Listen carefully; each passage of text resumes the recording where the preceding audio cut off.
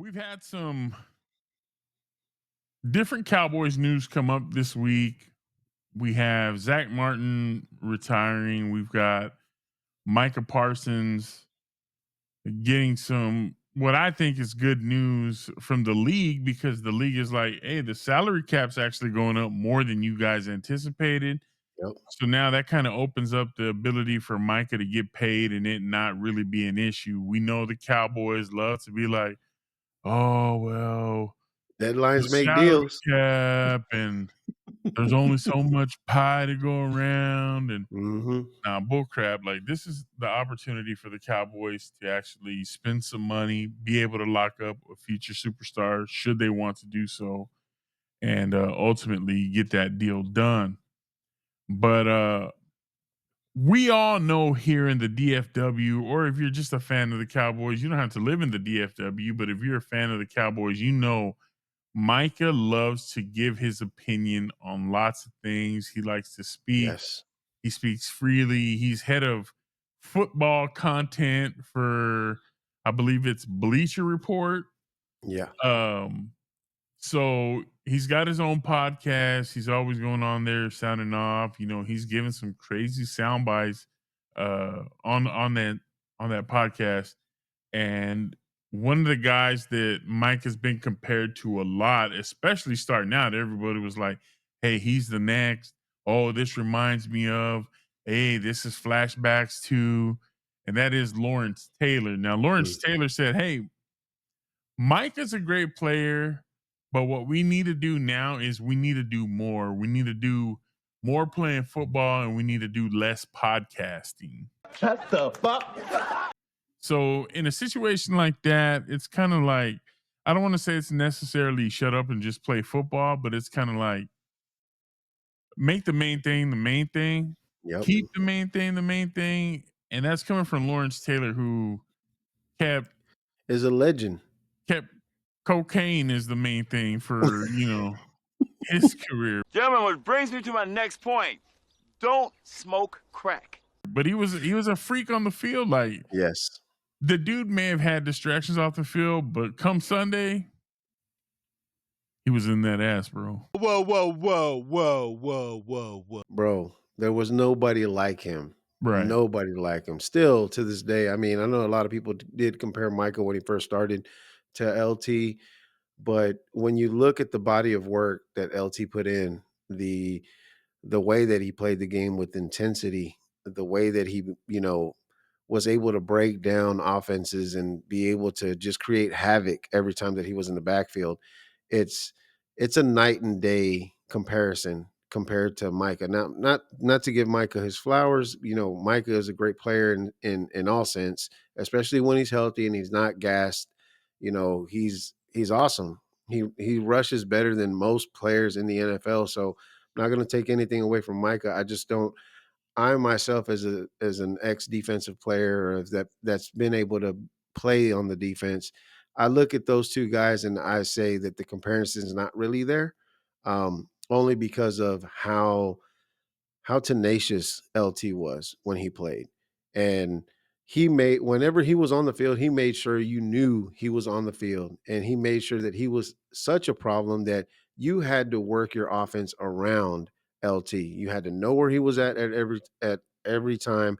You had to always either double or triple team him just to make sure that he wasn't creating that much of a ruckus in the backfield. So I mean, I applaud LT for saying what he said. I think that, you know, not to take anything away from Michael because obviously everybody deserves to do their own thing, especially when you're not playing football or during the off season and things of that nature. Everybody has a right to live their own life and do their own thing. But when it comes to playing football, you should always keep the main thing, and that is to win. And that's what we want to see. Don't just talk about it. We say it all the time. Don't talk about it, be about it. Be about it. So I would love to see that message be taken by Micah seriously and for him to be like, you know what, maybe I should focus on the main thing more and less on, trying to entertain or trying to do this or trying to do that on the side. Not to say that he's bad at it or anything like that, but it's just stop running your mouth, stop talking about it, be about it. Let's see something. Yeah, I mean, ultimately, Mike is going into a contract year. He's finally out of his rookie deal after this year, and he's looking to get paid. He's made it abundantly clear, hey, I don't need to be the top paid guy. I just want to be one of the main guys Hmm. that contributes to this team, and I'm willing to take a little less to bring in more talent type situation. I do think that Micah does get distracted, but you also got to look at it like Micah's still young, right? Yeah. He hasn't matured emotionally at his age.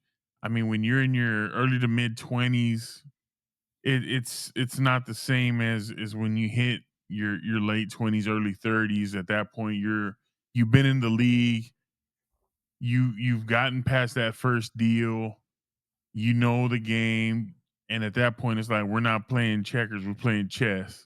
The shit's chess, it ain't checkers. Oh yeah. Mike is still at times just playing checkers, and it's like, no, bro, we need you to play chess. We need you Hmm. to think outside this basic nonsense that we're doing and start making some real moves and just taking yourself to that next level. So I think being called out by Lawrence Taylor, I mean, he did it respectfully. He did give him his flowers before he kind of said, "Hey, man, let's cut back on the podcasting theme. That's not be focused, be about your business, and all that other stuff will kind of fall into place." Malik Hooker got into it with Micah Parsons. You remember a couple years ago, he was Yeah. like, "When your run defense is trash and you're out here on a podcast and the run defense just ain't doing what it needs to be doing." Hey, was he wrong though during that when he said that? Absolutely not. He was not. Hell no. Absolutely not. And Mm. there was a rift there between them because it's like, damn, like Malik Hooker is not necessarily anywhere near the level of a Micah Parsons as far as cachet Oh and yeah. notoriety and stuff like that. But I mean, he had the werewolves to be like, "Hey, Yeah. I'm gonna just call it like it is. Like we're teammates. I should be able to tell you, hey, you're messing up." And Mhm. that's what he did. He told him, "Hey, you're messing up." So I respect Malik Hooker for that. Now, when they said, "Hey, Malik Hooker was talking about Micah," my first reaction was like, "Who? Who the fuck is this? Who?" But it just kind of is what it is. I think you're starting to see a trend of talking heads, players, stuff like that. Just kind of tell Micah, "Hey, bro, keep the main thing, because that's how damn good he is." You know what I'm saying? Like he's that damn special. Yep. He's generational talent, but you have to know how to use it.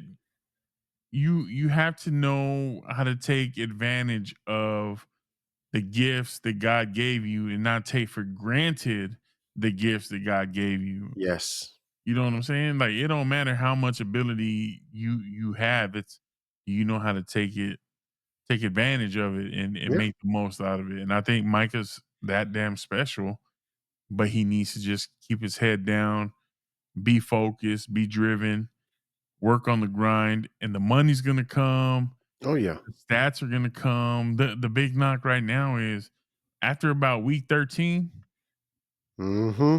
He's gone. He's gone. It's over. where you at though? Yep. MIA. Yeah, that's been the kind of the trend for God knows how long now that he's been in the league. You get That about every 13 sacks. Yeah, he starts off super, super hot, super, super fast, and then all of a sudden, once we get towards that, latter part of the season, it's like, where's all the rushes that we used to get? Where's all the sacks that we Exactly. used to get? Where's all the Exactly. tackles that we used to get? I mean, where is he? You don't hear his name as much brought up towards the end of the season, and I think that's something that everybody's paying attention to, right? And that's why I think, in my opinion, anyway, I couldn't compare him to an LT because when you compare the two, LT was it was all anytime on Sunday that he suited up and he laced on the damn cleats and he was on the field, he made sure that his name was called way more than once. There's LT again. There's LT again. Another sack for LT. Another tackle behind the line of scrimmage for LT. So I mean, that's why for me it's kind of hard to compare the two, and I think that it'll do him some good to kinda listen to somebody that's basically an NFL legend when it comes to that position. Not basically, is considered probably the greatest defensive player in NFL football history. Yep. So, I would take that as, I would listen and be like, "Yeah, you know what? Maybe I should focus on the main thing, and let's make the main thing, and that's it." So, yeah. Yeah, man, and I do think that that just comes with, like I said, with time. We as fans, we do have to be a little bit more patient. Yeah. I know with 30 years, you can't blame the last 30 years on Dak and Micah and CD and those guys and just be like, dang, like blah blah blah. Y'all been sucking and this and that. It's like, bro, they can only control each season that they're in. The past Mhm. 30 years is not just solely their fault. But I do think that the Cowboys fans, the real fans, their patience is more than run thin because it's like, dude, we've been dealing with this for damn near 30 years. Yep. We don't see the results, we don't see the success, we don't see the fruits of our fandom. You see dynasties like the Patriots, you see I would consider it a dynasty in like the Kansas City Chiefs. You see your NFC East rivals, the That's what I Eagles. that's what I think is the most frustrating thing is when you see your rivals, the Eagles, the Commanders, making it way further than you are, Yep, and, I mean, what's the excuse? They're in our division, and they made it way further than we did, right. so, yeah. And to all the Philadelphia Eagles fans that stay talking shit, bruh, yes, y'all got 2 Super Bowls recently, but damn, I swear y'all act like y'all just been killing these Cowboys. Y'all wasn't talking no shit when y'all wasn't doing anything. Yep. But these last 5 years, y'all had some success, and now everything's Eagles and the Cowboys ain't never been, bruh, bruh. Last I checked, y'all got 2 Super Bowls, we got 5. We got 5. And Last I checked. don't come at me with the, "Oh, why y'all gotta bring up old stuff and da da da." Hey, bro, history is history. If you wanna Facts. talk about a certain time frame, then we're not playing by the same rules. Because 'cause you're like, "Well, we won 2 in the last 3, 5 years," whatever it's been. It's like, bruh, that's fine, but if you're just gonna isolate to that point, come on now. Come on now. I understand that it fits your narrative and it makes your argument feel a little bit stronger, but And all I'm gonna say is to all you Eagles fans, when you get 5, then to come talk to me. Shut the fuck. Then I'm come say something. yeah, bro. I'm gonna say it like this: Philly fans, I respect the fact that y'all have won, y'all have had Yeah. success. I can't hate on that. I'm not N trying to hate on that. Nope. All I'm saying is respect the legacy of the Cowboys because we got 5. And the last time I checked, that platinum on them Super Bowls, they don't rust, fam. Yup. They don't rust. Yup. So let's just leave it at that.